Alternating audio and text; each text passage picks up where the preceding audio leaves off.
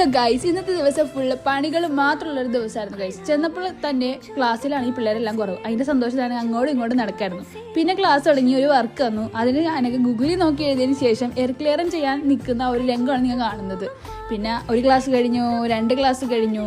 പിന്നെ അതിനപ്പോൾ ഇതിന് ഇൻട്രസ്റ്റിംഗ് ആയിട്ട് മിസ് കയറിന്നിട്ടാണ് നമുക്കിന്ന് പ്രാക്ടിക്കൽ ചെയ്യാമെന്ന്. അതായപ്പോൾ കുറച്ച് ഇൻട്രസ്റ്റിംഗ് ആയി. ഞാൻ ആ കുഞ്ഞു പിള്ളേരുടെ തലയിടുന്ന സാധനമൊക്കെ കണ്ടപ്പോൾ ഇതിന് തലയിലേക്ക് ഇട്ട് നോക്കി. പിന്നെ നമ്മൾ അങ്ങനെ കയറ്റി ബെഡിൽ കിടത്തി. അത് കഴിയുമ്പോൾ കുറച്ചുകൂടെ ഇൻട്രസ്റ്റിംഗ് ആയി.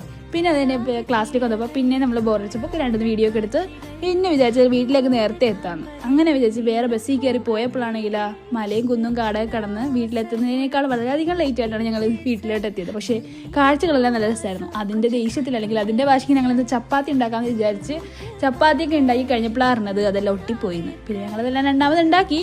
പഴംപൊരി ഉണ്ടാക്കി, ഉള്ളിവച്ച ഉണ്ടാക്കി, അങ്ങനെ എല്ലാം കൊണ്ട് നമ്മൾ എത്തിച്ച് നോമ്പൊക്കെ തുറന്നു കഴിഞ്ഞ് അങ്ങനെ ആ ദിവസം തീർന്നു. അപ്പോൾ ഇത്രയുള്ള ഗൈസ്, ചൂസ്.